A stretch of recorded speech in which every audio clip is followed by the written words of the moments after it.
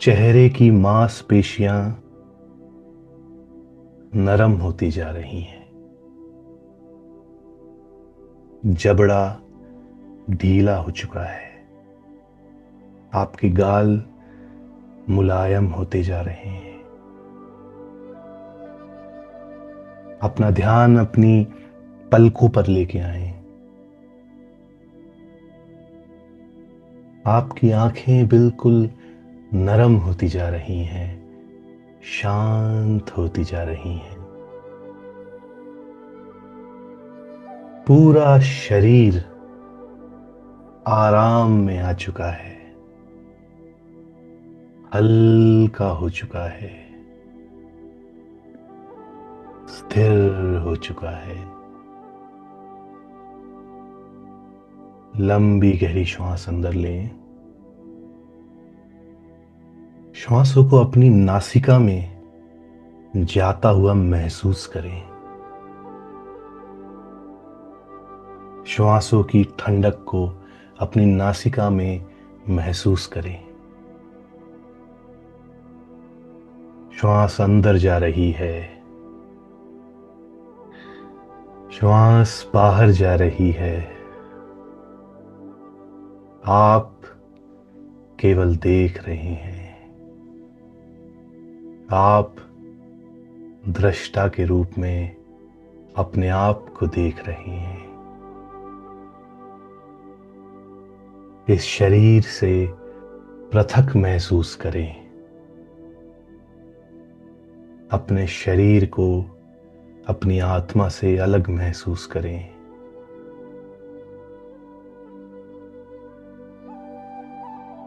धीरे धीरे अपना सारा ध्यान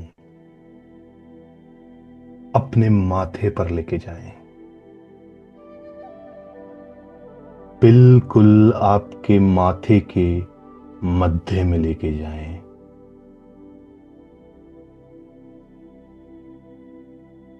कल्पना करें कि आपके माथे के बिल्कुल मध्य में एक हल्की गरम सुनहरी रोशनी चमक रही है।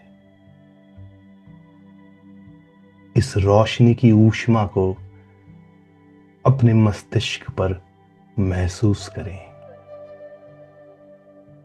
ये रोशनी धीरे धीरे बढ़ रही है। ये कितनी मुलायम है, कितनी आरामदायक है। इसकी गर्माहट को महसूस करें। महसूस करें ये रोशनी अब धीरे धीरे फैलना शुरू कर रही है। ये प्रकाश बढ़ता जा रहा है। आपके माथे से बहता हुआ आपकी आंखों में जा चुका है। आपके चेहरे पर पूरी तरह से सुकून ला रहा है। इस प्रकाश को अपने चेहरे पर अनुभव करें। ये रोशनी आपके मस्तिष्क को बिल्कुल शांत कर रही है। विचार धीमे हो रहे हैं, हल्के हो रहे हैं। प्रकाश अब गर्दन तक पहुंच चुका है, कंधों तक जा रहा है। जहां जहां भी ये प्रकाश पहुंचता है, सारा तनाव पिघल जाता है। एक शांति सी पूरे शरीर में प्रवेश कर रही है। ये प्रकाश अब आपकी पीठ पर जा चुका है। महसूस करें आपकी भुजाओं पर, आपके हाथों पर ये प्रकाश फैल रहा है,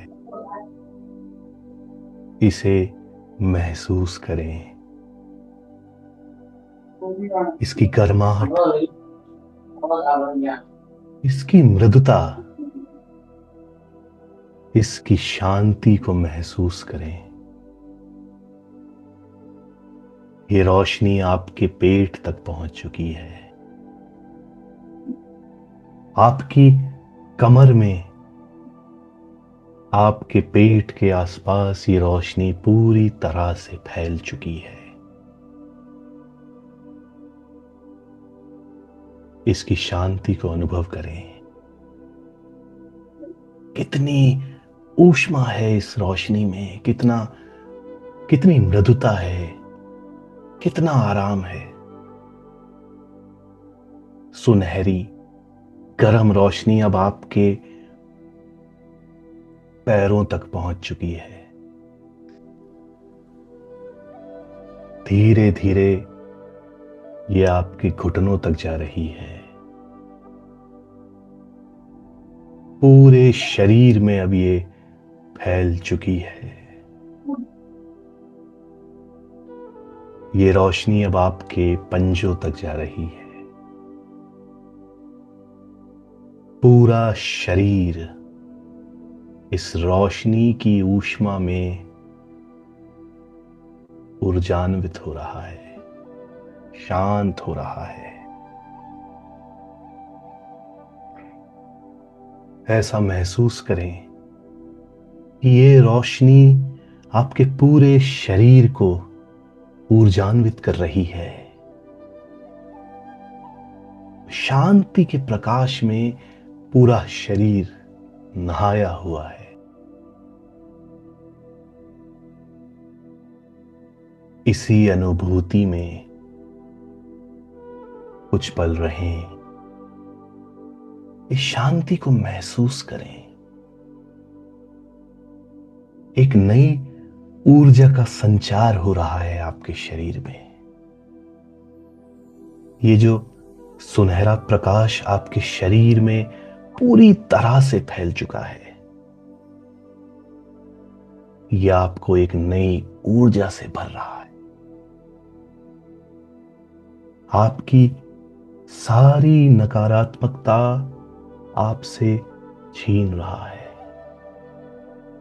और जहां जहां इसकी रोशनी पड़ रही है, एक नई ऊर्जा का संचार हो रहा है।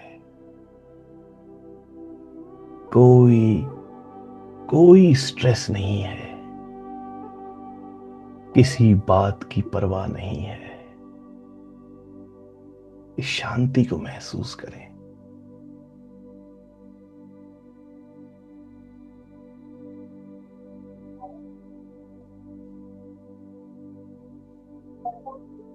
इस अनुभव को महसूस करें।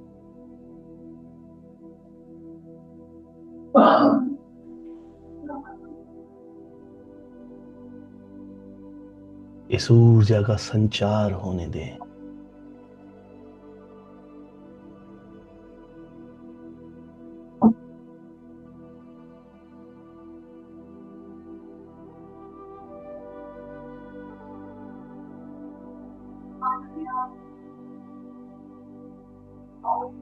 धीरे धीरे अपनी श्वासों पर अपने ध्यान को वापस लेके आए।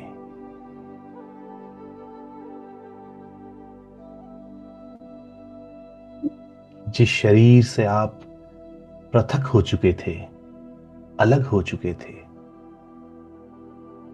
उस शरीर में आप पुनः प्रवेश कर रहे हैं। ये शरीर वो शरीर नहीं है जिसमें आप पहले थे। ये शांत हो चुका है, एक नई ऊर्जा से संचारित हो चुका है।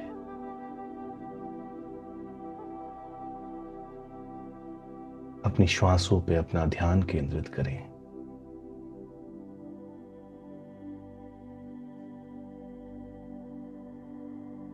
महसूस करें कि आप सकारात्मक ऊर्जा से भर चुके हैं। नकारात्मक ऊर्जा पूरी तरह से समाप्त हो चुकी है।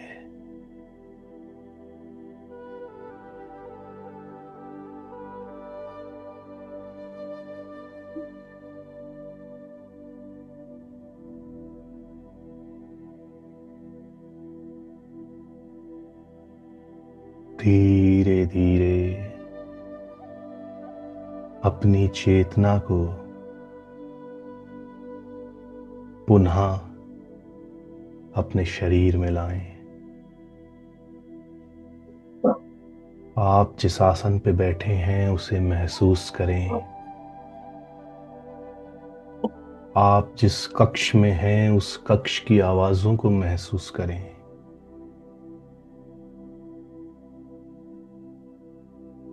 चारों ओर से सकारात्मक ऊर्जा का संचार हो रहा है। आपकी ऊष्मा पूरे कमरे में सकारात्मक ऊर्जा का संचार कर रही है।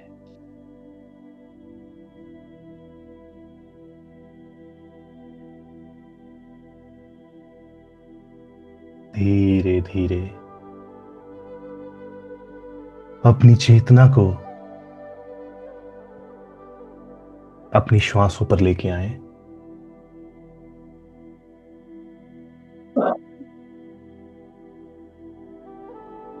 अपनी आंखों पर अपना सारा ध्यान केंद्रित करें।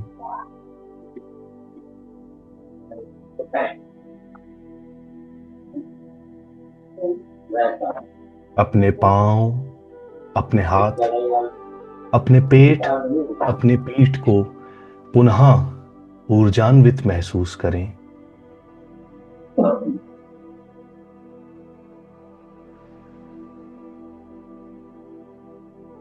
जब आप आंख खोलेंगे तो आप एक नई ऊर्जा के साथ आंख खोलेंगे। जितने भी पूर्वाग्रह थे वो नष्ट हो चुके हैं। अब आप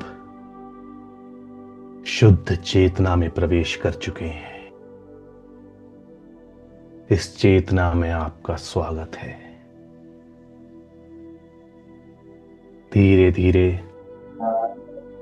अपने हाथ और पांव की उंगलियों में ऊर्जा का संचार करें। अपने कंधों में ऊर्जा का संचार करें।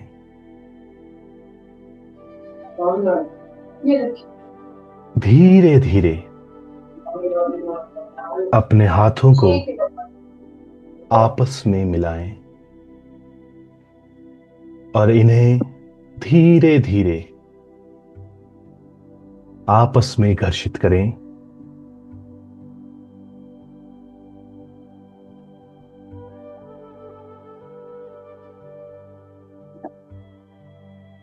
इनको अपनी आंखों पर रखें। इनकी ऊष्मा को अपनी आंखों पर महसूस करें। आपकी आंखें बिल्कुल कोमल हो चुकी हैं।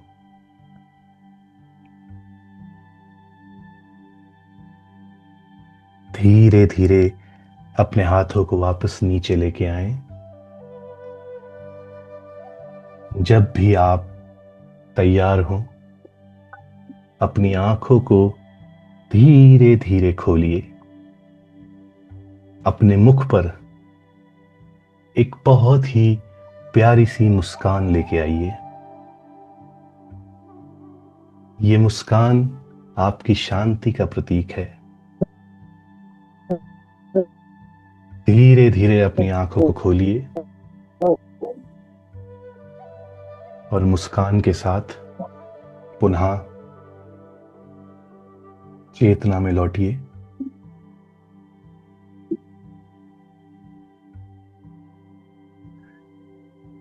अपने अपने समय में सभी आंखें खोल लीजिए।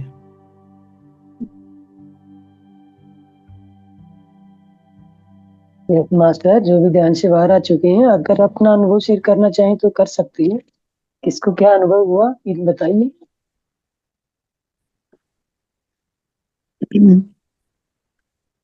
आत्मबंधन सर, बहुत सुंदर ध्यान। म्यूट करते हुए अपने आभार, आप को। आपका बहुत बहुत आभार, बहुत सुंदर। Yes master. जी यस शकुंतला जी। जी, बहुत सुंदर ध्यान है, हम आँख खोलने को मन भी नहीं कर रहा है। बंद ही रखिए। अनुभूति हुई। हाँ, चलो, और कोई मास्टर अपना अनुभव शेयर करना चाहेगा? भगवती जी, आप उदयपुर से जुड़े हैं, बहुत दिन से जुड़ रहे हैं आप। तो आपका कोई अपना अनम्यूट करते हुए बताइए आपको क्या अनुभव हो रहा है।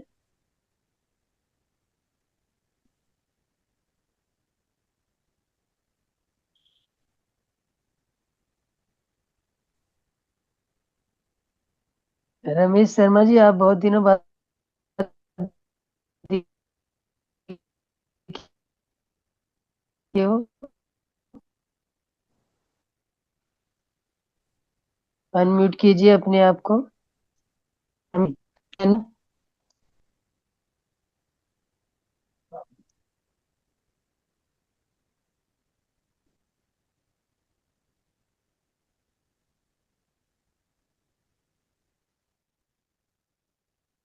चलिए मास्टर, कोई अपना।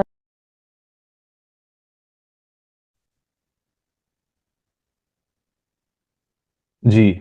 तो सब अच्छी बात है, ज्ञान की ध्यान की अनुभूति में सब हैं। तो ध्यान से अब हम ज्ञान की ओर चलते हैं। आप सब जिस अनुभूति में हैं उसी में रहिए।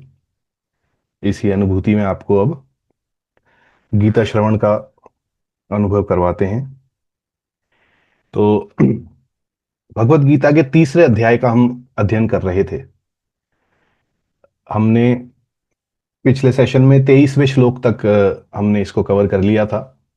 आज हम यहीं से आगे बढ़ेंगे 24वें श्लोक से। तो इसको हम अब प्रारंभ करते हैं। 24वां श्लोक। उत्सीदेयुर्मे लोकान् न कुर्या कर्म चेदहम् जी मास्टर। शंकरस्य च कर्ताहम् स्यामुमाप्नुया प्रजः।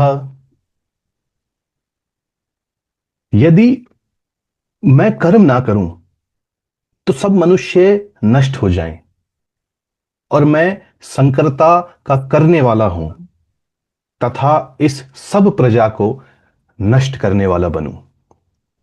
देखिए, भगवान श्री कृष्ण यहां पर क्या कह रहे हैं। तीन गंभीर परिणाम बता रहे हैं वे कर्म ना करने के। उत्सिदेयु, उत्सिदेयु सभी नष्ट हो जाएंगे। देखिए, अगर आप अपने कर्तव्यों से विमुख हो गए तो ये समाज ही नष्ट हो जाएगा। जब कोई अपना काम ही नहीं करेगा, किसान खेती नहीं करेगा, सैनिक हमारी रक्षा नहीं करेगा, शिक्षक पढ़ाएगा नहीं, तो समाज तो चल ही नहीं पाएगा। यही श्री कृष्ण बताते हैं। संकरस्य कर्ता, संकर इसका अर्थ क्या है। देखिए, अव्यवस्था, एक भ्रम की अवस्था जो समाज में आ जाती है जब धर्म और कर्तव्य की सभी सीमाएं मिट जाती हैं तो समाज में अराजकता फैलती है। प्रत्येक व्यक्ति को अपना स्वधर्म, अपना कर्तव्य पता होना चाहिए। यदि यह स्पष्टता नहीं होगी तो समाज अव्यवस्थित हो जाएगा। प्रजा उपहन्याम, अंततः इस अव्यवस्था से पूरी प्रजा का विनाश हो जाएगा। देखिए, यह केवल व्यक्तिगत हानि की बात नहीं है बल्कि सामूहिक विनाश। भगवान स्वयं को विश्व का पालनहार मानते हैं, इसलिए वे अपनी उत्तरदायित्व को बहुत गंभीरता से समझा रहे हैं। वे जानते हैं कि उनका एक गलत कदम कितने सैकड़ों प्राणियों को गलत रास्ते पे ले जा सकता है।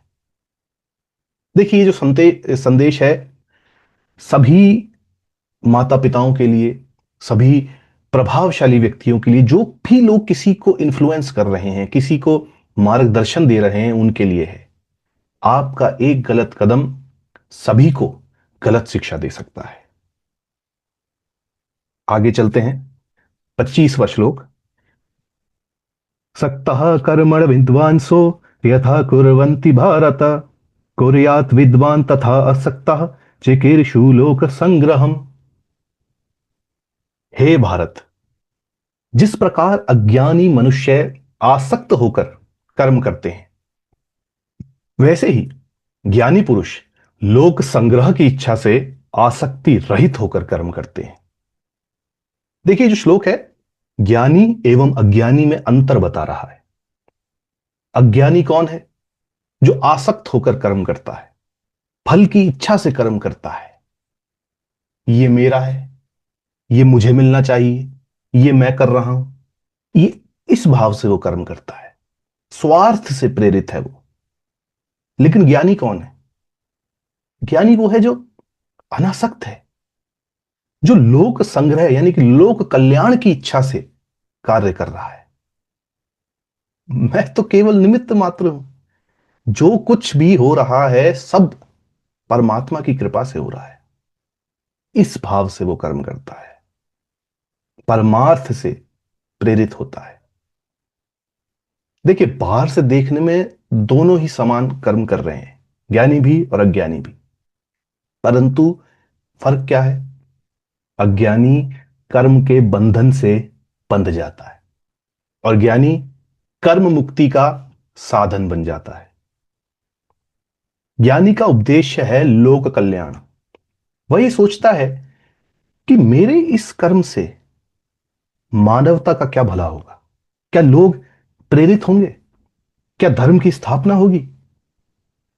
देखिए, ये श्लोक हमें ये बता रहा है कि ज्ञान प्राप्त करने के बाद भी कर्म करना आवश्यक है, लेकिन भाव भाव महत्वपूर्ण है।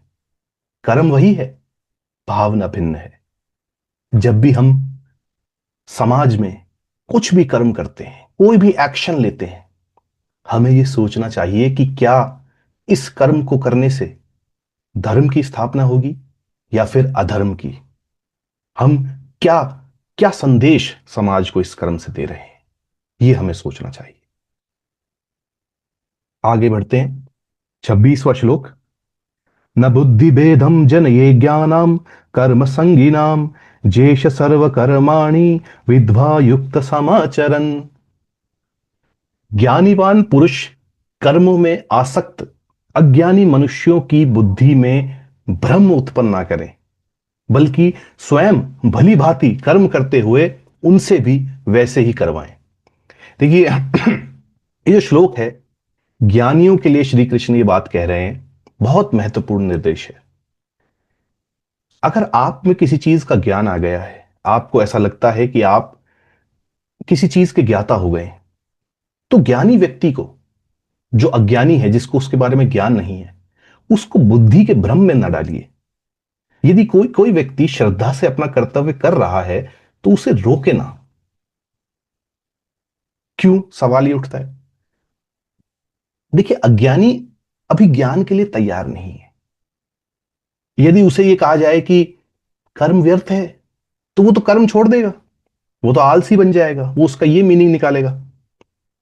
भाई, ज्ञान योग को वो समझ ही नहीं पाएगा, ज्ञान योग को समझ नहीं पाएगा और कर्म योग भी नहीं करेगा। तो इसलिए ज्ञानी को स्वयं अपने कर्मों से उदाहरण स्थापित करना है। जब अज्ञानी व्यक्ति यह देखेगा कि ज्ञानी भी कर्म कर रहा है, तो वो प्रेरित होगा और धीरे धीरे उसकी भी आसक्ति कम होगी और उसकी समझ बढ़ेगी। ज्ञानी व्यक्तियों को उनके लिए यह उपदेश है कि योग युक्त होकर कर्म करें, पूर्ण कौशल से, पूर्ण निष्ठा के साथ, भक्ति भाव से। देखिए, यदि कोई व्यक्ति श्रद्धा से मंदिर जाता है, पूजा करता है, तो ज्ञानी को उसे यह नहीं कहना चाहिए कि मूर्ति पूजा तो व्यर्थ है, भगवान तो निराकार है, निर्गुण है। इससे उसकी श्रद्धा टूटेगी, वो भी नहीं करेगा जो वो कर रहा है। इसलिए देखिए, हर इंसान की श्रद्धा अलग है। वो आसक्ति से ना करे, आसक्ति रहित होए, परंतु पूजा तो करे। धीरे धीरे उसकी समझ बढ़ेगी। शिक्षकों के लिए, गुरुओं के लिए, मार्गदर्शकों के लिए यह महत्वपूर्ण श्लोक है। आगे बढ़ते हैं। श्लोक 27। प्रकृते किम कर्माणि गुणे कर्माणि सर्वशः अहंकार मूढ़ात्मा कर्ता हमिति मन्यते। वास्तव में संपूर्ण कर्म सब प्रकार के प्रकृति के गुणों द्वारा किए जाते हैं, परंतु अहंकार से मोहित हुआ अंतःकरण वाला मनुष्य मैं करता हूं ऐसा मानता है। देखिए, अत्यंत ही गूढ़ एवं महत्वपूर्ण श्लोक है। कर्तव्य के जो भ्रम है उसको ये तोड़ता है। प्रकृति गुण हमने कल के सेशन में समझे थे, त्रिगुण, सत्व, रज और तम। ये तीन प्रकृति के गुण ही हैं जो हमसे कार्य करवाते हैं। पिछले क्लास में हमने डिस्कस किया था शरीर, इंद्रियां और मन, ये तीन स्टेजेस हैं। शरीर क्या है? पंच महाभूतों से मिलकर शरीर बना है, प्रकृति का अंश है। इंद्रियां प्रकृति के गुणों से संचालित होती हैं और मन रजोगुण एवं तमोगुण से प्रेरित होता है। देखिए, वास्तविकता में हमें भूख लगती है, यह भी प्रकृति का काम है। हमारी श्वासें चल रही हैं, यह भी प्रकृति का नियम है। विचार आते हैं, विचार जाते हैं, मन के संस्कार और प्रकृति के गुण ये विचारों को लाते हैं, उत्पन्न करते हैं और हमारे दिमाग से निकाल देते हैं। सब कुछ प्रकृति के गुणों के कारण हो रहा है। लेकिन अज्ञानी व्यक्ति यह सोचता है कि मैं खा रहा हूं, मैं सोच रहा हूं, मैं कर रहा हूं। ये जो मैं है यही अहंकार है और यह अहंकार का भ्रम है। वास्तव में प्रकृति ही सब कुछ कर रही है, हम साक्षी मात्र हैं। हमें तो एक साक्षी दृष्टा की तरह ये सब होते हुए देखना है। वे मूढ़ आत्मा जो सत्य को नहीं जानता वह मूढ़ है, कर्तापन का भार लेता है खुद पर। सुख दुख, सफलता असफलता इससे प्रभावित होता है। भाई, आपने अगर कर्तापन का भार खुद पे लिया है तो फिर सुख दुख, सफलता असफलता ये तो आपको परेशान करेंगी। ज्ञानी क्या कहता है? ज्ञानी कहता है मैं कर ही नहीं रहा, ये तो प्रकृति कर रही है। मैं शुद्ध चेतना हूं, मैं आत्मा हूं, मैं साक्षी हूं। इसीलिए ज्ञानी व्यक्ति बंधन से मुक्त रहता है। यह श्लोक ये बताता है कि निष्काम कर्म निष्काम कर्म का आधार यही है, मैं करता नहीं हूं, प्रकृति के नियम कर रहे हैं, मैं केवल साक्षी हूं। आगे बढ़ते हैं। श्लोक 28। ततवित्तु महाबाहु गुणकर्मा विभागयो गुणा गुणेषु वर्तन्ता इति मत्वा न सजते। परंतु हे महाबाहो, गुण विभाग एवं कर्म विभाग, इसके तत्व को जानने वाला महात्मा सब गुण ही गुणों में बरत रहे हैं ऐसा समझकर उनमें आसक्त नहीं होता।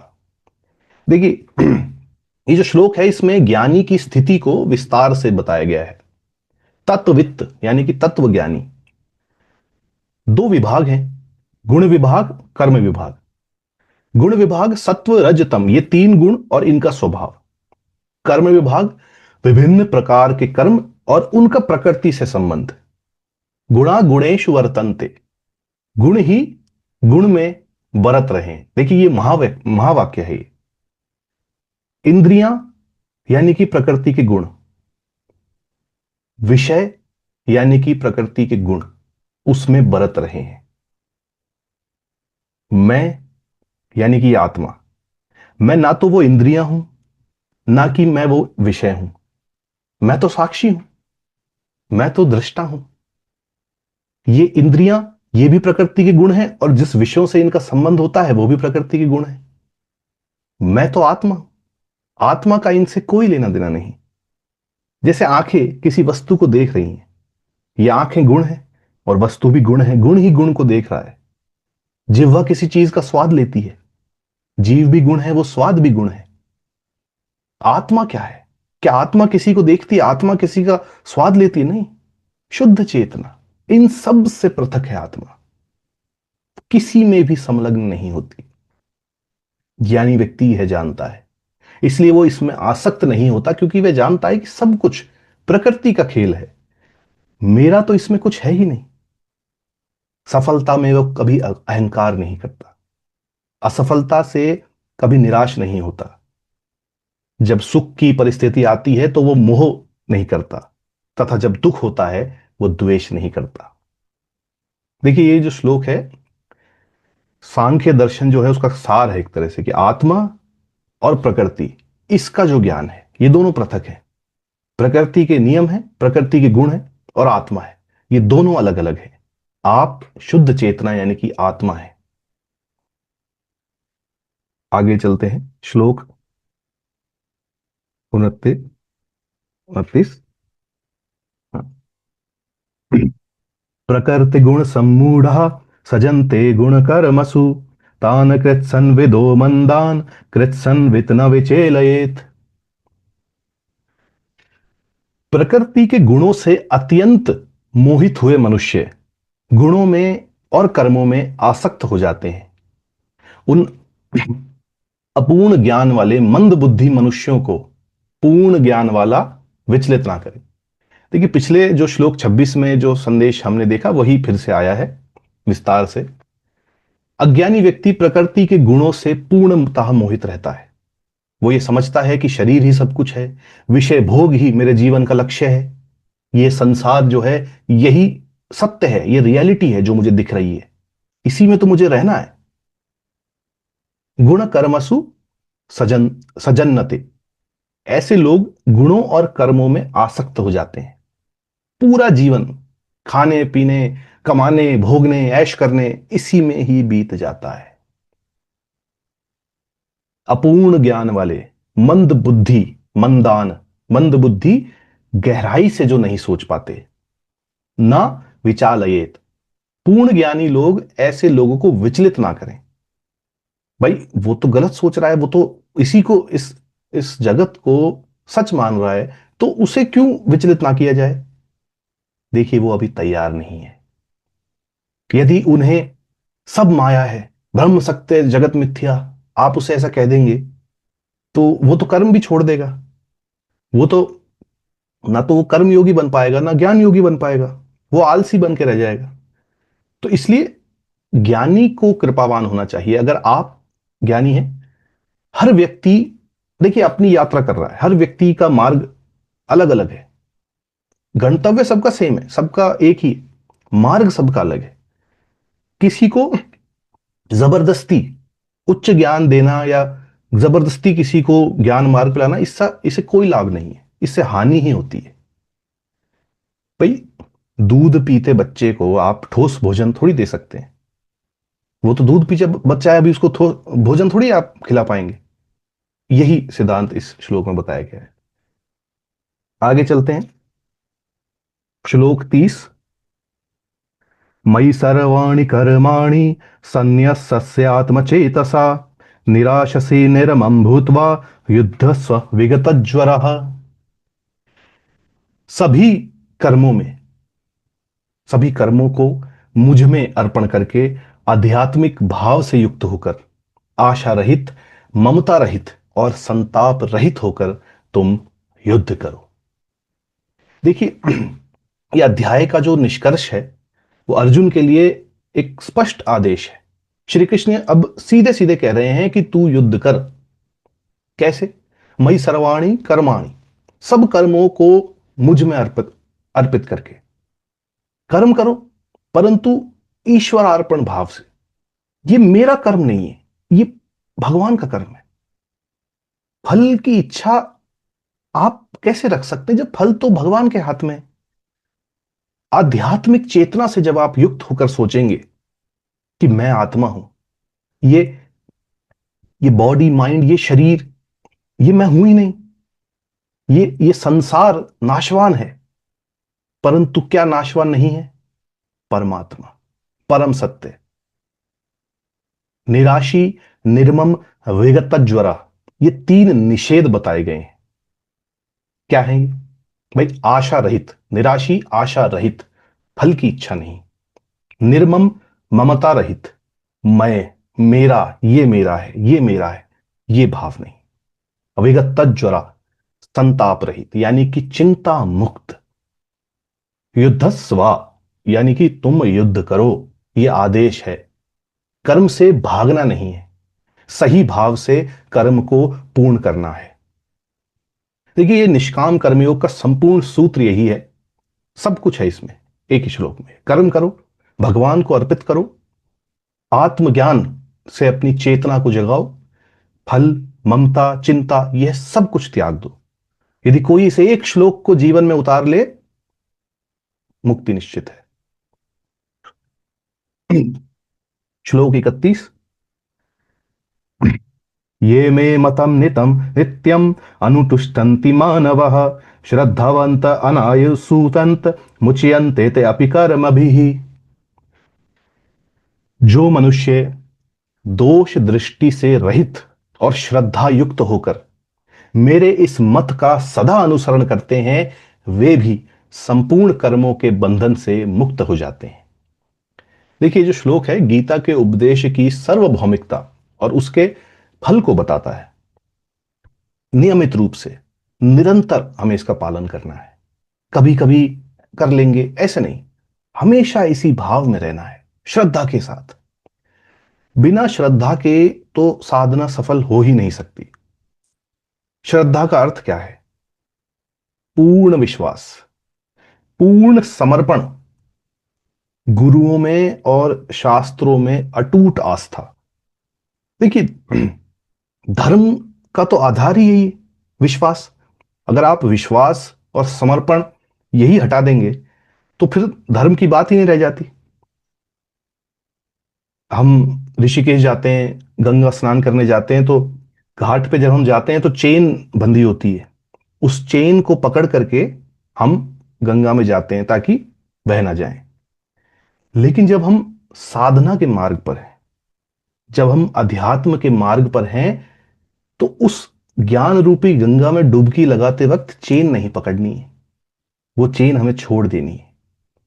जब हम चेन को छोड़ देंगे और पूर्णतः उस बहाव में बह जाएंगे, वास्तविकता में तो यह संभव नहीं है, लेकिन जब हम आध्यात्मिक चेतना की बात करते हैं तो पूर्ण विश्वास, पूर्ण समर्पण यही है कि हम खुद को भूल करके, दोष दृष्टि से रहित होकर के, कोई संदेह नहीं, किसी तरह का विरोध नहीं।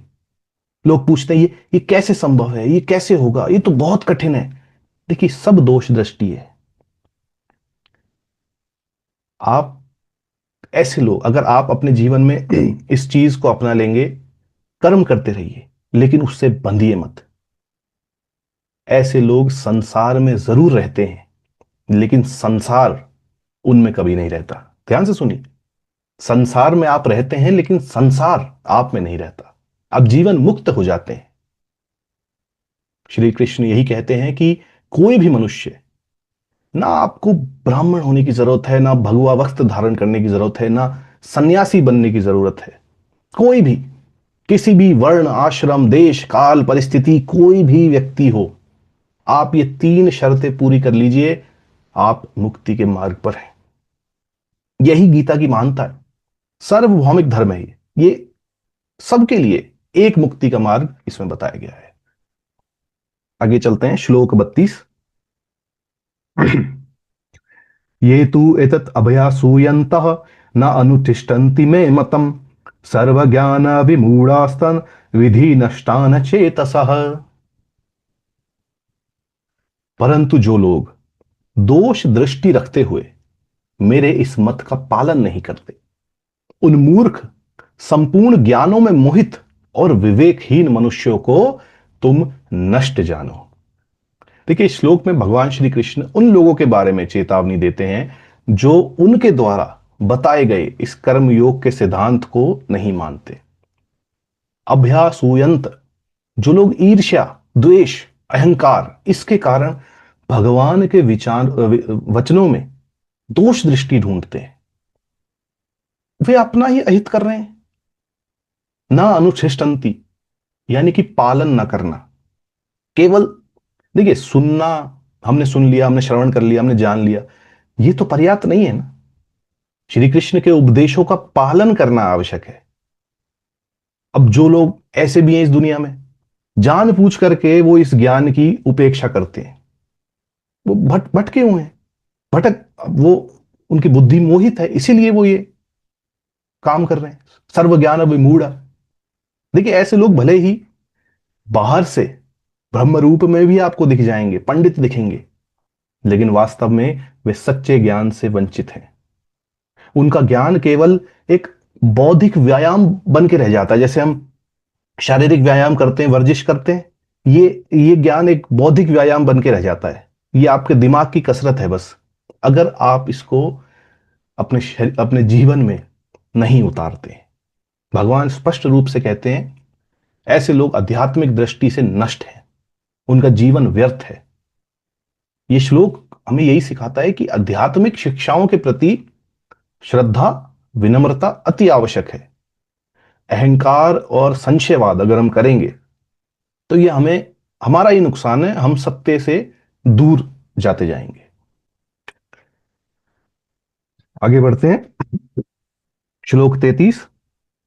सदशम चेष्टस्ते स्वायः प्रकृतेर्ज्ञानवानपि प्रकृतिम यान्ति भूतानि निग्रह किम करिष्यति। सभी प्राणी प्रकृति को प्राप्त होते हैं, अर्थात प्रकृति के अनुसार चलते हैं। ज्ञानवान पुरुष भी प्रकृति के अनुसार चेष्टा करता है, फिर हठपूर्वक किया गया निग्रह क्या करेगा, अर्थात कुछ भी नहीं कर सकता। देखिए, अत्यंत ही महत्वपूर्ण श्लोक है ये। प्रकृति और पुरुष के संबंध को यह समझाता है। सदशम चेष्टते, प्रत्येक व्यक्ति अपनी स्वभाव के अनुसार वो कार्य करता है। ये जो स्वभाव है, ये एक तो हमारी वर्तमान परिस्थिति, जो भी हम बचपन से जिस माहौल में रहे, जिस घर में पैदा हुए, उससे आता है। दूसरा, हमारे पूर्व जन्मों के जो संस्कार हैं वो भी हमारे अंदर आते हैं। एक ज्ञानी व्यक्ति वो भी अपनी प्रकृति के अनुसार ही कार्य करता है। अंतर यह है कि वो जानबूझकर जागरूकता से वो काम कर रहा है, और अज्ञानी व्यक्ति जो है वो अनजाने में कर रहा है। प्रकृतिम यन्ति भूतानि, सृष्टि का नियम है। इसे कोई भी इसे पूर्णतः आप समझ लीजिए बच ही नहीं सकता। निग्रह किम करिष्यति, भगवान यही कह रहे हैं कि प्रकृति को पूरी तरह दबाने का प्रयास तो व्यर्थ है। उसे समझिए और उसे शुद्ध करके उचित दिशा में बढ़ जाइए। तो ये श्लोक हमें यही बता रहा है कि स्वभाव को नकारना नहीं है, बल्कि उसे परिष्कृत करना है। जैसे क्षत्रिय का स्वभाव क्या है? युद्ध करना। ब्राह्मण का है अध्ययन करना, वैश्य का व्यापार करना, शूद्र का सेवा करना। आज के समकालीन काल में आप देखें, जितने भी लोग जॉब कर रहे हैं, नौकरियां करते हैं, वो सब शूद्र हैं। जैसे जो लोग एंटरप्रेन्योर हैं, व्यापार कर रहे हैं, वो वैश्य हैं। जो भी लोग कुछ बोल रहे हैं, ज्ञान दे रहे हैं, लॉयर्स हैं, टीचर्स हैं, वो सब ब्राह्मण हैं। और जितने भी डिफेंस में हैं, आर्मी में हैं, वो सब क्षत्रिय काम कर रहे हैं। इनमें से प्रत्येक व्यक्ति अपने स्वभाव के अनुसार काम कर रहा है। ये जो कार्य है स्वभाव जनित है। किसी अन्य का स्वभाव दूसरे को देख के, यार ये काम कितना बढ़िया है यार, ये कर लेता हूं, इसमें कितना पैसा है, वो आपका काम नहीं। अन्य का स्वभाव आप अपने ऊपर अनुकरण ना करें। यही इसकी व्यवहारिक शिक्षा है कि बेसिकली अपने अपने स्वभाव को पहचाने, आपका जो मूल धर्म है उसे पहचाने, आप क्या हैं उसके अनुसार कार्य करें। दूसरे की नकल करने से कुछ नहीं होगा। आप अपनी प्रकृति समझिए और उसे उन्नत कीजिए। यही इस श्लोक का ज्ञान है। आगे चलते हैं। श्लोक 34। इंद्रियस्य इंद्रियस्या अर्थे राग द्वेषो विवस्थितौ त्यो न वशम अगाछन्ते त्यो ही अस्य परिपंथिनः। सभी इंद्रियों के अर्थों में, अर्थात विषयों में, उस इंद्रिय की राग द्वेष रूप वृत्तियां जो है वो स्थापित है। मनुष्य को उन राग द्वेषों के वश में नहीं आना, क्योंकि वे दोनों ही कल्याण के मार्ग के सबसे बड़े विघ्न है। देखिए जो श्लोक है, इंद्रियों के विषयों में छुपे राग और द्वेष इसके खतरे की चेतावनी दे रहा है। इंद्रियस्य अर्थे, प्रत्येक इंद्रिय का एक विषय है। भाई आपके जितने भी इंद्रियां हैं उनके लिए एक विषय है। अब इसको आप समझिए, आंखों के लिए क्या है? कोई रूप, कोई चीज आप जो देखते हैं, देख करके अट्रैक्ट होते हैं। कानों के लिए क्या है? शब्द। जिह्वा के लिए रस। नासिका के लिए गंध। त्वचा के लिए स्पर्श। राग द्वेषो व्यवस्थितो, और हर उस जो भी रूप, शब्द, रस, गंध जो भी है, उसमें प्रत्येक में राग और द्वेष ये स्वाभाविक रूप से विद्यमान है। ये प्रकृति का नियम है। ना वशम अगछन्ते, यानी कि भगवान ये कहते हैं कि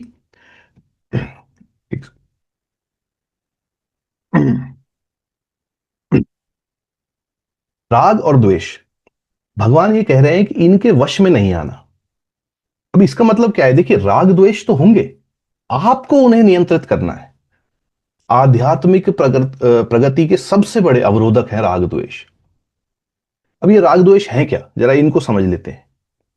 राग जो है इसका अर्थ है अत्यधिक आसक्ति, मतलब बहुत ही ज्यादा लगाव आपको किसी चीज से हो जाए। कई लोगों को भोजन के प्रति हो जाता है, भाई मीठा खाना बहुत पसंद है, किसी को कोई चीज बहुत पसंद है। और द्वेष जो है वो बिल्कुल इसका अपोजिट है, अत्यधिक घृणा, किसी व्यक्ति या वस्तु से बिल्कुल अत्यधिक नफरत, कि ये बिल्कुल पसंद ही नहीं मुझे ये चीज। अब ये दोनों ही, अत्यधिक लगाव और अत्यधिक घृणा, ये दोनों ही हमारे विवेक को नष्ट कर देते हैं। अब मीठा खाने के प्रति किसी को अत्यधिक राग है, क्या होगा? आपके स्वास्थ्य की हानि होगी। आपको पता है कि वो गलत है। किसी व्यक्ति के प्रति आप द्वेष रखते हैं अपने मन में, तो क्या होगा?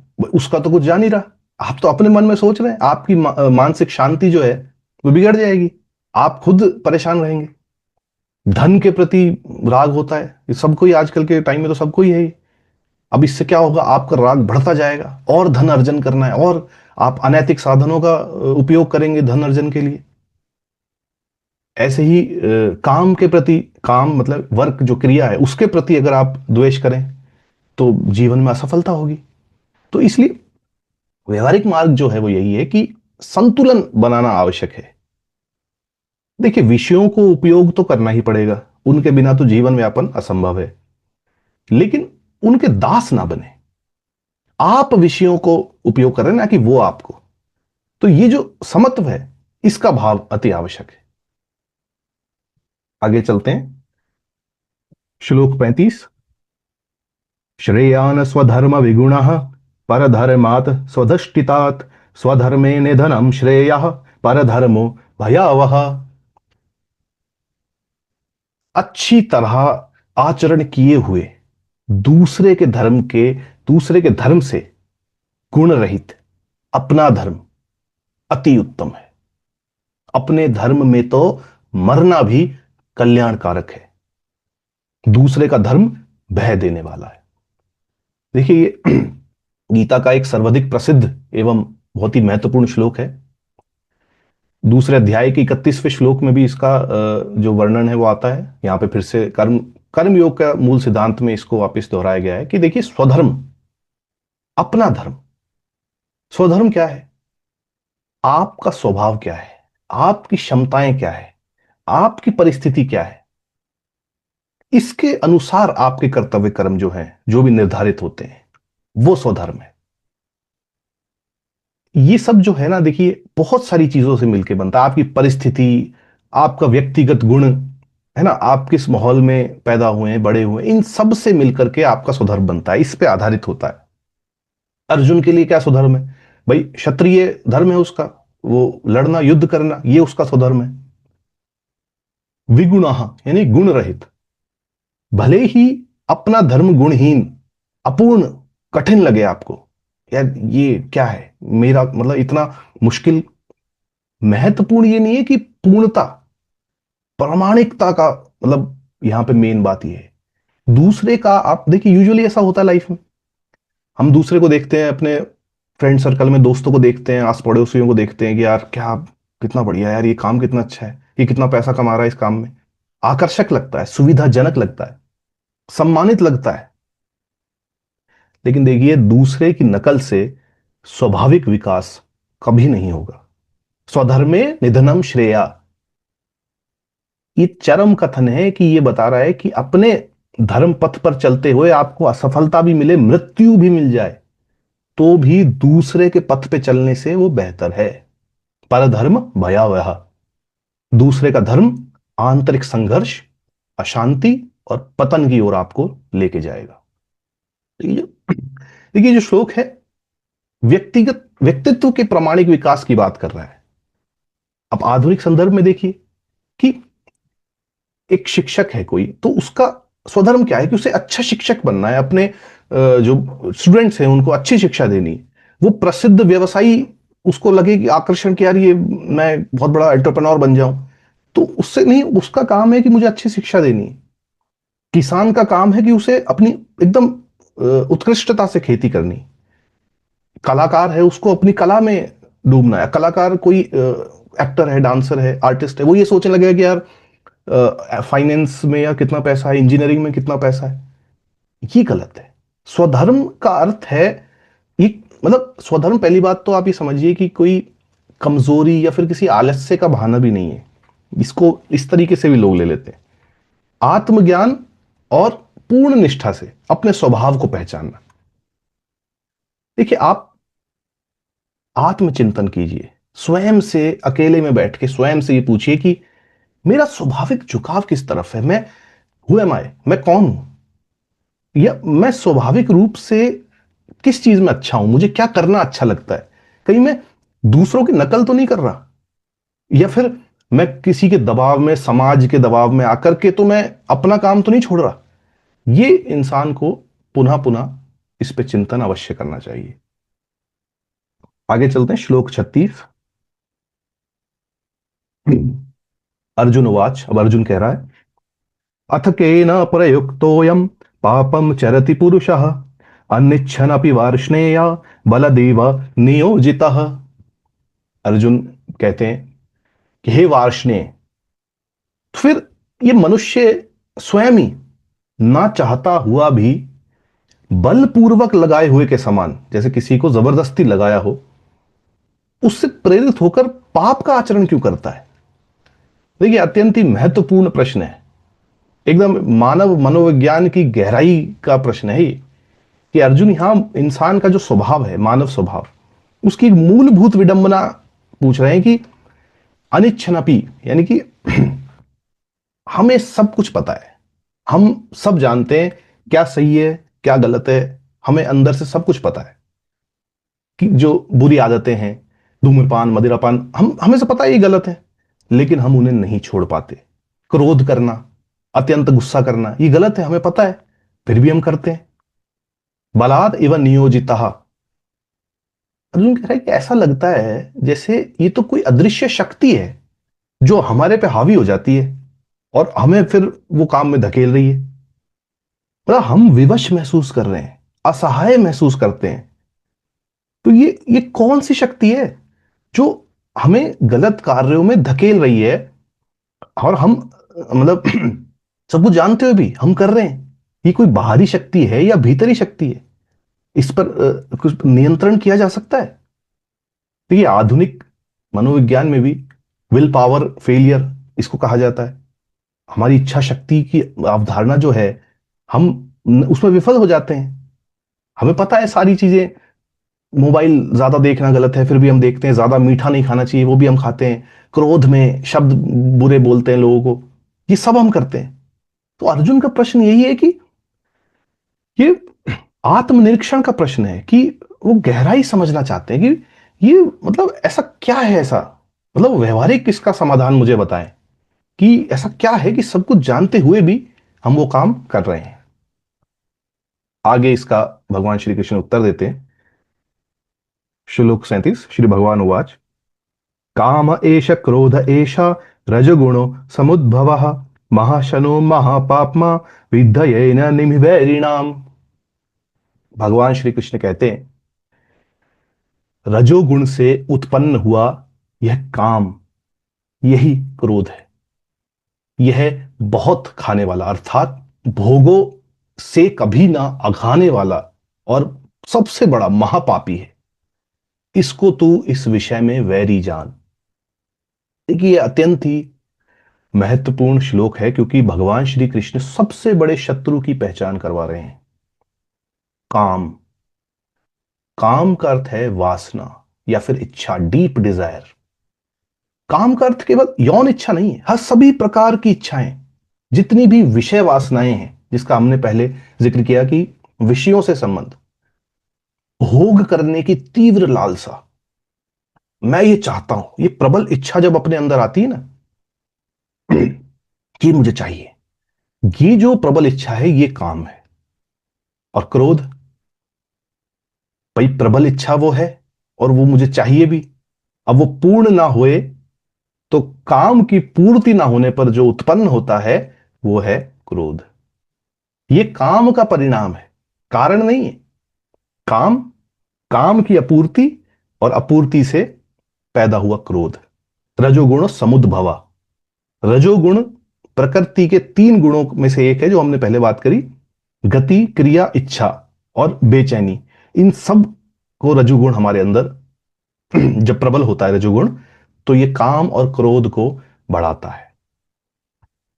देखिए, अतृप्त, कभी ना संतुष्ट होने वाला, जितना मिलता है उतना और चाहता है। जैसे आग में घी डालने वाली बात है ना, हम आग में घी डालते तो आग और बढ़ती है, जितना घी डालेंगे उतनी बढ़ेगी। सभी पापों का मूल कारण है ये। चोरी, हिंसा, झूठ, धोखा, ये सब चीजें इस काम से ही उत्पन्न होती है। ये कोई बाहरी शत्रु नहीं है, ये आंतरिक शत्रु है।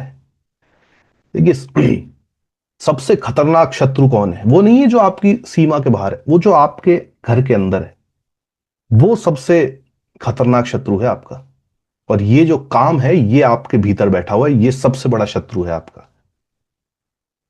काम को थोड़ा और समझते हैं। देखिए, ये सूक्ष्म है, ये धीरे धीरे पकड़ बनाता है। जैसे मीठा विष होता है ना कोई, उसकी तरह है ये। प्रारंभ में आपको सुखद लगेगा और अंत में एकदम विनाशक। ये विवेक को ना, आपका विवेक जो है ना, जब नाश मनुष्य पर छाता है, पहले विवेक मर जाता है, तो ये आपके विवेक को नष्ट कर देता है। काम, देखिए, कोई चीज आपने देखी, उसको देखकर आपके मन में इच्छा जो है वो उत्पन्न हुई कि यार ये मुझे चाहिए।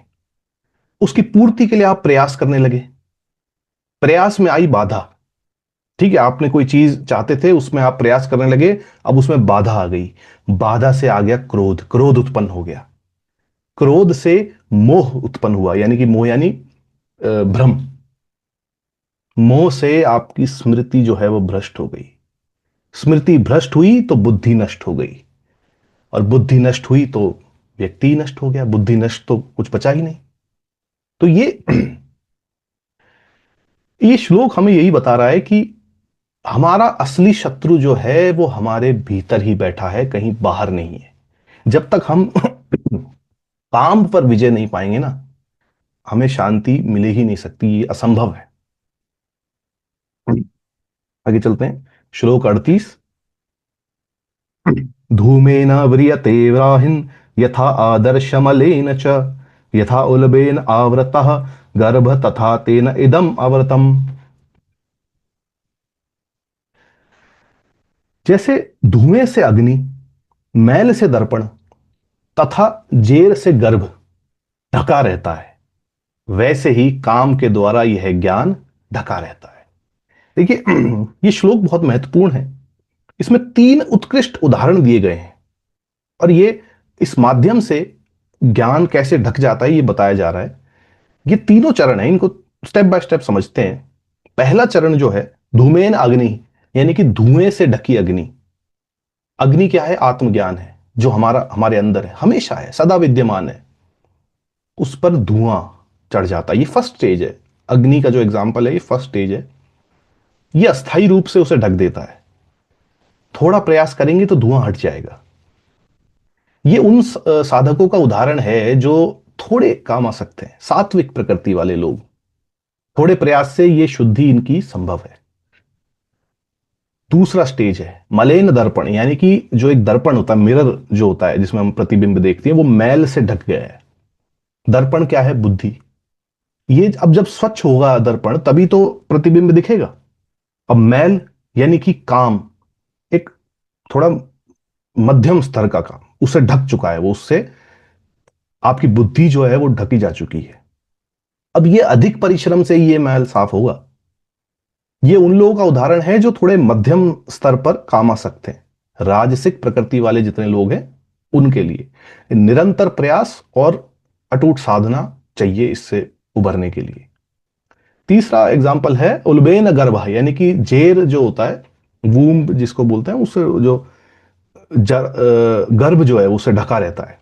तो ये आत्मज्ञान है जो पूर्णतः ढका हुआ है, पूरी तरीके से वो जो गर्भ से जो ढका रहता है ना, पूरी तरह से प्रोटेक्टेड रहता है।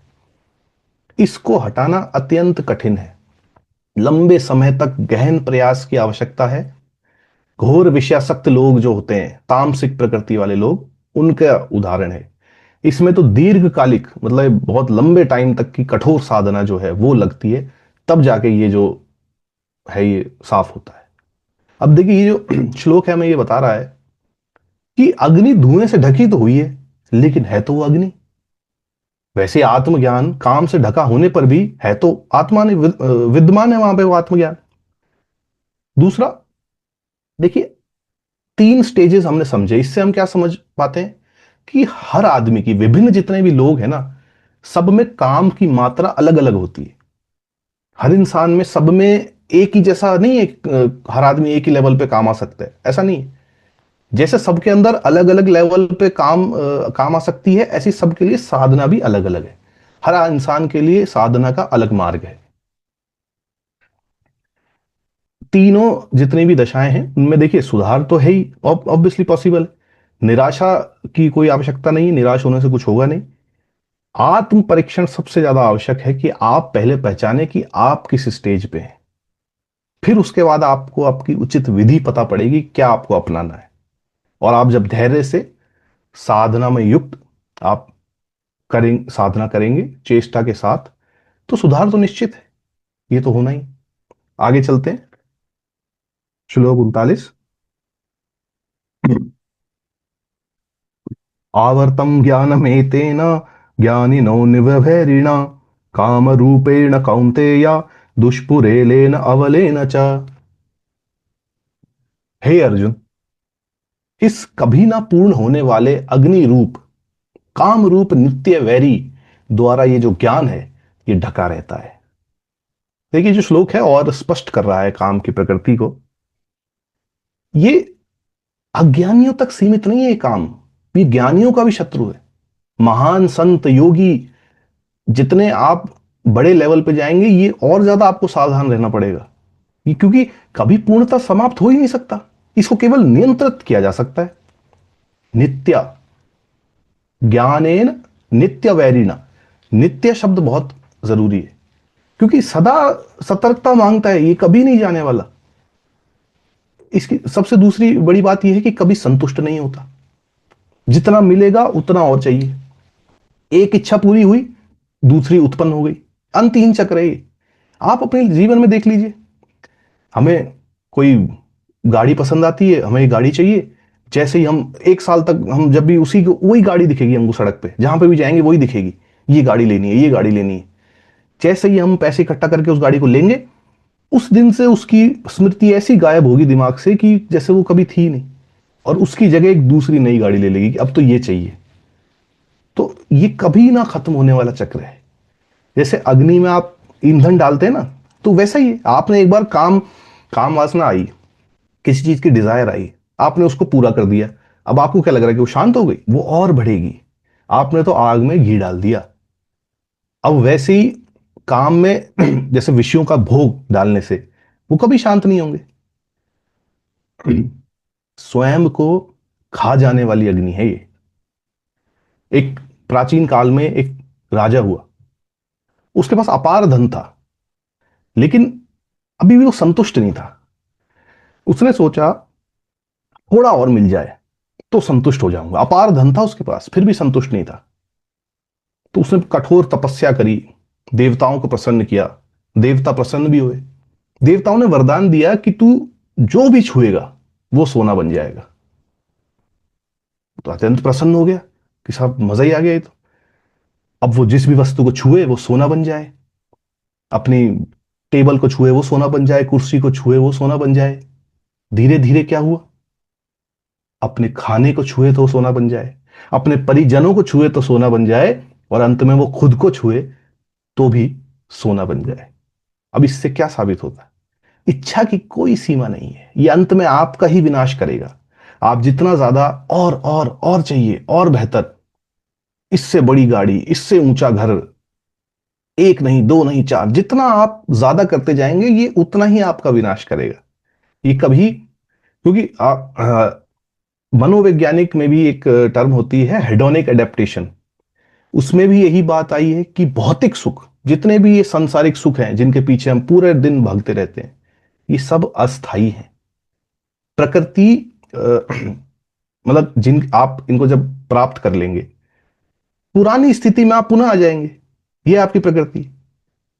ये इच्छा जो है कभी नष्ट नहीं होने वाली, अंतहीन चक्र है, ये ऐसे ही चलता रहेगा। और ये देखिए, इसमें एक और बात आती है कि आप ज्ञान के मार्ग पर हैं, आध्यात्मिक उपलब्धि के मार्ग पर हैं, तो ये अति आवश्यक है, क्योंकि ये भी तो एक डिजायर ही है। परम सिद्धि, इससे बड़ी सिद्धि चाहिए, इससे अब एक मेडिटेशन कर लिया, अब त्राटक मेडिटेशन करना है, अब और बड़ी सिद्धि चाहिए, अब कुंडलिनी जागृत करनी। ये भी तो, ये कभी खत्म नहीं होगा ना, ये भी तो चल बढ़ता ही जाता है। इसके लिए भी निरंतर साधना बहुत आवश्यक है। संतोष का प्रयास जो है वो सबसे ज्यादा आवश्यक है, कि पर्याप्त की धारणा अपने अंदर विकसित करें। भोग से कभी संतुष्टि नहीं मिलेगी, इस बात को आप समझ लें। देखिए, आवश्यकता और इच्छा, इन दोनों में बहुत अंतर है। ये अंतर समझना, जिस दिन आप ये अंतर समझ जाएंगे, आप ये समझ जाएंगे कि मैं जिन चीजों के लिए भाग रहा हूं मुझे तो जरूरत ही नहीं। आवश्यकता जरूरी है, उसके बिना जीवन व्यापन नहीं हो सकता। इच्छा जो है ये काम द्वारा प्रेरित है, ये समझने वाली बात है। आगे चलते हैं, श्लोक 40। इंद्रियाणि मनोबुद्धि आस्य आधिष्ठिनामुच्यते एते वे मोहित एषः ज्ञानम आवृतम देहिनम। कि इंद्रियां, मन और बुद्धि इसके निवास स्थान है, इसके किसके? काम के। ये काम इन इंद्रियों, मन और बुद्धि द्वारा ज्ञान को ढककर जीवात्मा को मोहित करता है, अर्थात अपने वश में कर लेता है। देखिए, जो श्लोक है ये काम के निवास स्थान और उसकी कार्य प्रणाली को समझा रहा है। ये अत्यंत महत्वपूर्ण है इसको समझना। इसको एक बार समझते हैं, क्योंकि देखिए, शत्रु को पहले समझना पड़ेगा ना।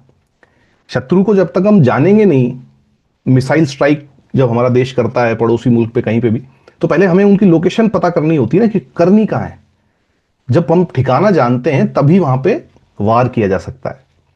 तो काम जो है, इसके तीन निवास स्थान बेसिकली बताए गए हैं। इंद्रियां, ये जो है सबसे स्थूल स्तर है, मतलब सबसे फर्स्ट लेवल। पांच जो है हमारी ज्ञानेंद्रियां हैं, और पांच हमारी कर्मेंद्रियां हैं। ज्ञानेंद्रियां जो है हमारी पांच क्या है? देखिए, ज्ञानेंद्रिया क्या है हमारे, जिसको हम फाइव सेंसेस बोलते हैं बेसिकली। सेंसर क्या होता है? सेंसर इंफॉर्मेशन गैदर करता है। सेंसर होता है ना, ये क्या भाई, इंफॉर्मेशन गैदर कर रहा है। ऐसे हमारे भी पांच सेंसर्स हैं, जिनका काम क्या है? ज्ञान इंद्रिया, यानी ज्ञान हमारे अंदर लेके आना। ये क्या है? आंख, कान, नाक, जिह्वा और त्वचा। इन पांच सेंसेस के थ्रू, ज्ञान इंद्रियों के थ्रू हम अपने अंदर ज्ञान लेते हैं। और इसके अलावा है पांच कर्म इंद्रियां। ये क्या है? ये वो है जिनके थ्रू क्रिया करते हैं, हम एक्शन करते हैं। जैसे ये क्या हो गए? हाथ, जिससे हम एक्शन करते हैं। ये आपका वाक, बोलना, ये बोलने की क्रिया करते हैं। आपके पांव है ना, पैरों से हम चलते हैं। उपस्थ जो है आपका रिप्रोडक्टिव ऑर्गन। और दूसरा कूदा, यानी कि आपका जो एक्सक्रीशन जहां से होता है। तो ये जो पांच हैं ये आपकी कर्म इंद्रियां हो गई। तो विषय जो है इनके साथ संपर्क बनाते हैं, और यहां से सबसे स्थूलता से, मतलब यहां से शुरुआत होती है। इसके बाद सेकंड स्टेज क्या है? ये इंद्रियां हो गई। सेकंड स्टेज आता है मन। ये विचार हैं आपके, आपकी कल्पनाएं रहती है मन में। इंद्रियों को सेंसर्स के थ्रू सूचना मिलती है, और वो आगे मन को दे रहा है, यानी कि मन जो है वो मिडिल में है। इंद्रियों ने किसी चीज को देखा, भाई आपने किसी दुकान में गए, मिठाई को देखा, मिठाई की सुगंध ली नाक ने, देखा आंख ने, है ना, उसका स्वाद आ गया जिह्वा पे, ये सारी इंफॉर्मेशन गई मन के पास, है ना। मन ने ये सब बुद्धि को ट्रांसफर कर दी, क्योंकि संकल्प विकल्प जो है सब यही होंगे। बुद्धि है निर्णय निर्णय लेने की शक्ति, ये विवेक का स्थान है। यहां पे सबसे मतलब सबसे खतरनाक रूप से यहीं पे ही काम होता है। यहां मतलब बुद्धि भ्रष्ट हो गई तो सब कुछ नष्ट हो गया। तो ये प्रोसेस कैसे चलता है? पहले इंद्रियों को आकर्षित किया, मन के ऊपर इच्छा उत्पन्न हुई, अंत में बुद्धि जो है वो भ्रष्ट हुई, ज्ञान आपका ढक गया, जीवात्मा जो है वो काम के वश में आ गई। तो ये बेसिकली काम का पूरा जो जर्नी है, कैसे इंद्रियां मन और बुद्धि में ये आता है। ज्ञानम आवर्तया, यानी कि सही गलत का विवेक जो है ये नष्ट कर देता है। अच्छा जो है आपको बुरा लगने लगेगा, बुरा जो है वो अच्छा लगने लगेगा। तर्क जो है, आपकी तर्क शक्ति वो आपकी भ्रष्ट हो जाएगी। स्वयं औचित्य जिसको बोलते हैं, सेल्फ जस्टिफिकेशन, ये अपने आप ही शुरू हो जाता है।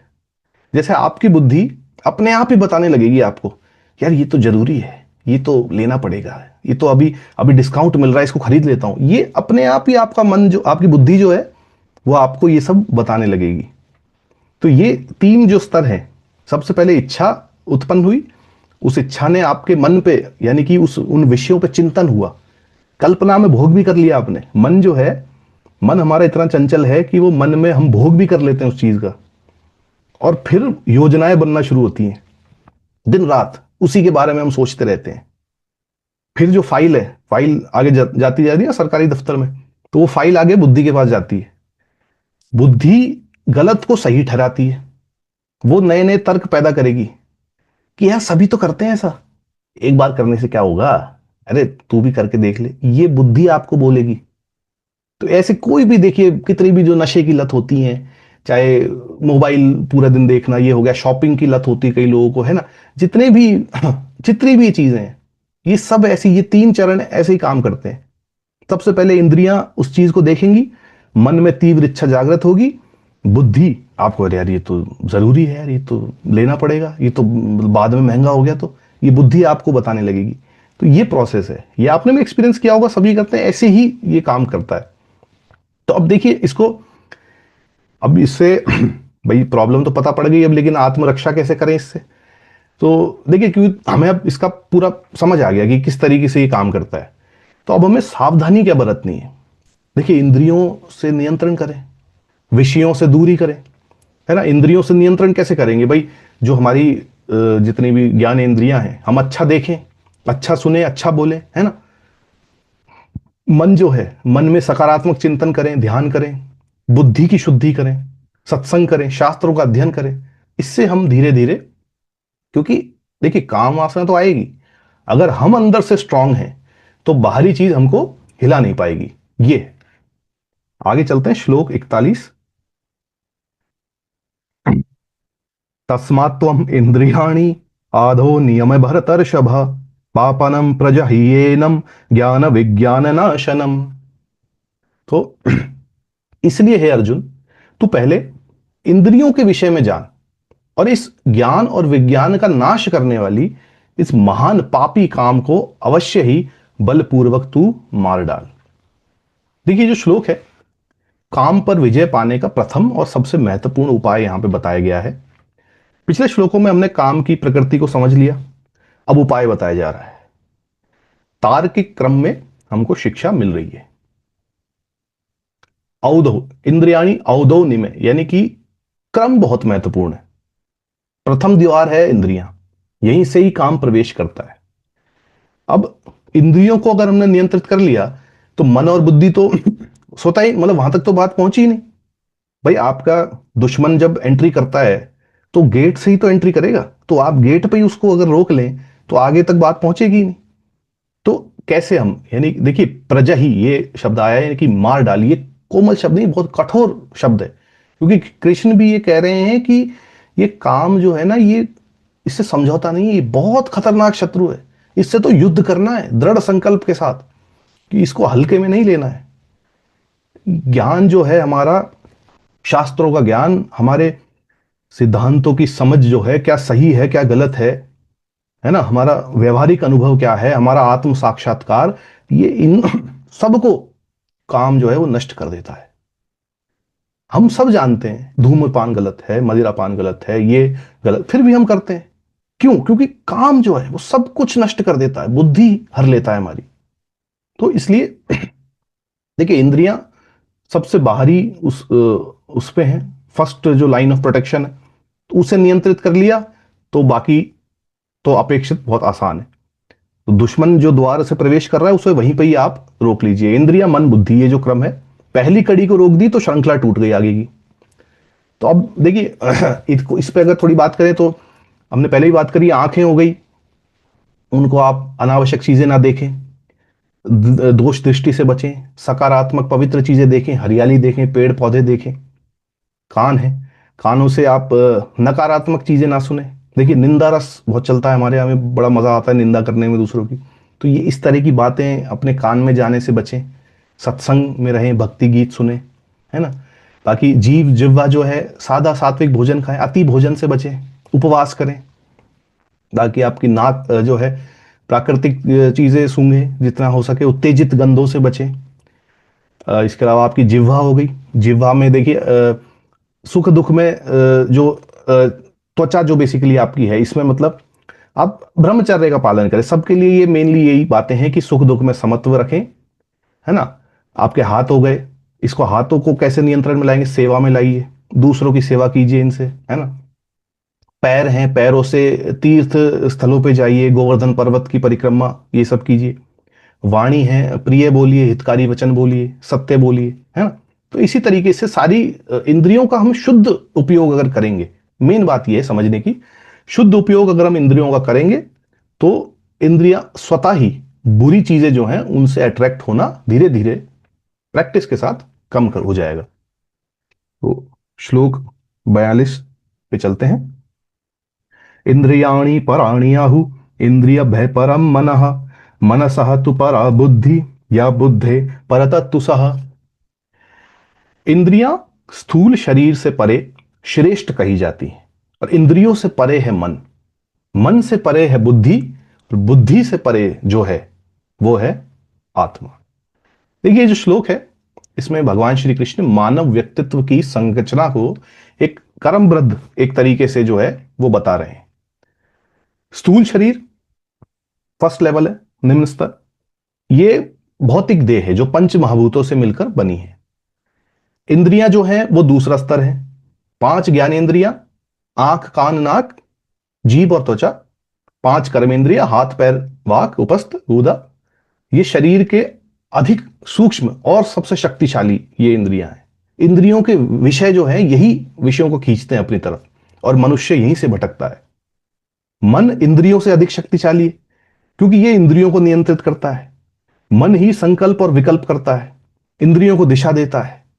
मन जो है वो बुद्धि से भी श्रेष्ठ है, ये निर्णय लेने की आपकी शक्ति है, सही गलत का विवेक, आपके मन को मार्गदर्शन जो है वो बुद्धि से ही मिलता है। और इन सब से ऊपर है ना, आपके शरीर इंद्रियां मन बुद्धि, इन सब से ऊपर है आत्मा। यह है आपकी शुद्ध चेतना, अविनाशी एवं परम सत्य। तो भगवान जो है ये समझना, हमको यही समझाना चाहते हैं कि काम जो है, इच्छा जो डिजायर है, इंद्रियों तक सीमित नहीं है, मन और बुद्धि में भी वास करती है। इसलिए हमें इसे जीतना है और अपने अंदर आंतरिक शुद्धि जो है उसको बढ़ाना है। तो हम आ गए हैं अंतिम श्लोक पे, श्लोक 43। एवं बुद्धे परम बुद्ध्वा संतः आत्मनं मनः ज्याहि शत्रुं महाबाहु काम रूपम दुरासदम। हे महाबाहु अर्जुन, इस प्रकार बुद्धि से परे आत्मा को जानकर और बुद्धि द्वारा मन को वश में करके इस काम रूपी दुर्जय शत्रु को तुम मार डालो। देखिए, ये अध्याय 3 का समापन श्लोक है। इसमें भगवान श्री कृष्ण व्यवहारिक समाधान जो है वो हमको दे रहे हैं कि आत्मज्ञान, बुद्धे परम बुद्धवा, यानी कि सबसे पहले ये समझना आवश्यक है कि हम, ये शरीर, ये इंद्रियां, ये मन, ये बुद्धि, ये हम नहीं है। हम वो शुद्ध आत्मा है जो इन सब से ऊपर है। यही जो है आत्म साक्षात्कार एवं मुक्ति का मार्ग है। आत्मा से आत्मा को स्थिर करना, आत्मनियंत्रण, इसका क्या मतलब है? बुद्धि द्वारा मन को नियंत्रित करना। जब हम अपनी वास्तविक पहचान यानी कि हम कौन है, हम वो आत्मा है, जब हम ये जान लेंगे तो बुद्धि सशक्त हो जाएगी। मन पर नियंत्रण यहीं से स्थापित होगा। ये प्रैक्टिकल करने वाली चीज है। इसी से क्या होगा? शत्रु का वध। काम जो कि महाशत्रु कहा गया है, इसका वध यहां से होगा। दुरासादम यानी कि इसको जीतना कठिन है। मनुष्य को ये पतन की ओर ले जाता है, ज्ञान को ये ढक देता है। तो व्यवहारिक संदेश जो है वो यही है कि आत्मज्ञान को हमें प्राप्त करना है, हमारी बुद्धि हमारे विवेक को जागृत करना है, मन को नियंत्रित करना है, काम को साधना और कर्म में हमें बिल्कुल पूर्णता से लगाना है, स्वयं पर विश्वास रखना है। तो ये अंतिम जो 2 श्लोक हैं, इसमें हमने काम की प्रकृति जानी और आत्मज्ञान और आत्मनियंत्रण से समाधान जाना। ये दोनों जो है एक कर्मयोग के अध्याय का सुंदर जो है समापन है। ये हमें बता रहे हैं कि निष्काम कर्म करने के लिए काम पर विजय अत्यंत आवश्यक है। तो ओम तस्सदीति श्री भगवद गीतासु उपनिषस्तु ब्रह्म विद्यायाम योग शास्त्रे श्री अर्जुन कृष्ण अर्जुन संवादे कर्म योगो नाम तृतीयो अध्याय। हरिओम तत्सत, हरिओम तत्सत, हरिओम तत्सत। यहां हमने तीसरे अध्याय को पूर्ण कर लिया है। थैंक यू अभिनव जी, बहुत सुंदर व्याख्या आपने की है और दिल को छूने वाली बातें आपने भी एकदम गहराई से बताई है।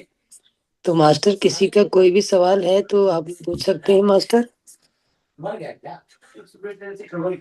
कुछ जानना है या कुछ कोई सवाल है या कुछ बताना है तो बता सकते हैं।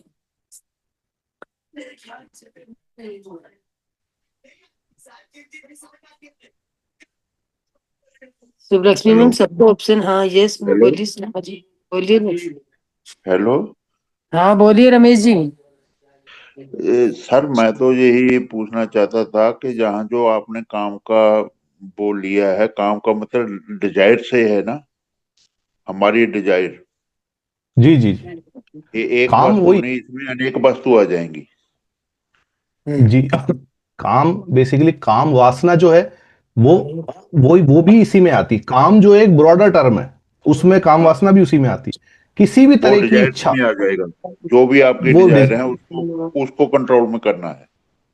बिल्कुल डिजायर्स, यही जो आपने शब्द पकड़ा है यही मूल शब्द है, डिजायर। बुद्धा, गौतम बुद्धा ने भी यही कहा था, desire is the root cause of all evil. तो ये जो डिजायर है जी, यही सबसे बड़ा शत्रु है। ये बिल्कुल आपने सही पकड़ा है। Thank you. यस, कोई और मास्टर, किसी का कुछ और सवाल बोलिए मास्टर, नहीं तो हम वाणी को अपनी को यहीं पे विराम देना चाहेंगे। और अभिनव जी, कल से आपका 4th चैप्टर रहेगा। 4th चैप्टर को कल और परसों वीरवार, बुधवार और वीरवार दोनों दिन आपने वो 4th चैप्टर कंप्लीट करना है। मैडम मतलब दो, कल बुधवार है ना, और रंगनाथ सर का क्लास है, और परसों गुरुवार और शुक्रवार 2 दिन अभिनव सर को दे देंगे ना, क्या करना बोली। As you like ma'am, Ranganath sir आना चाहते हैं तो वेलकम है, आ जाइए। ओके। अगर मैं सुबह पूछ लूंगी, उसके हाँ बाद मैं बता दूंगी आपको फ्लायर बनाने के लिए। ठीक है मैडम। रंगनाथ सर ने मुझे मना किया था, क्योंकि उन्होंने बोला था कि मेरा कोई अभी ट्रीट चल रहा है, कोई फंक्शन होने वाला है उनका यहाँ पे, जो इसमें जहाँ पे वो वो हो रहते गया, हैं। जैसे 2 तारीख में खत्म हो गया, तो नहीं, कल उसके एक बार आगे, पूछिए। चल मैं पूछिए पूछ लूंगी, मैडम। बात कर लूंगी फिर बता दूंगी। तो ओके अभिनव जी, ठीक है जैसे मैडम। आपको भी बता दिया जाएगा अगर कल नहीं होगा, हाँ लेकिन 4th चैप्टर और आप भी आपका रहेगा। और जी इन जी जी फ्यूचर भी समझ लीजिए कि एक वीक आपको 4 दिन मिलेंगे, 2-2 चैप्टर करके आपको 18 अध्याय पूरे करने हैं। जी, बिल्कुल श्री कृष्ण की कृपा से बिल्कुल होंगे। ठीक है, थैंक यू मास्टर। मास्टर, कोई और सवाल नहीं है तो हम अपनी वाणी को यहीं पे विराम देना चाहेंगे। बहुत बहुत धन्यवाद अभिनव जी, इतना सुंदर ज्ञान बांटने के लिए। विजय लक्ष्मी, शुभ लक्ष्मी मैम, मैडम। कंक्लूड कर दीजिए। ओके, सबको शुभ रात्रि madam. Thank you sir, Yes. Thank you so much.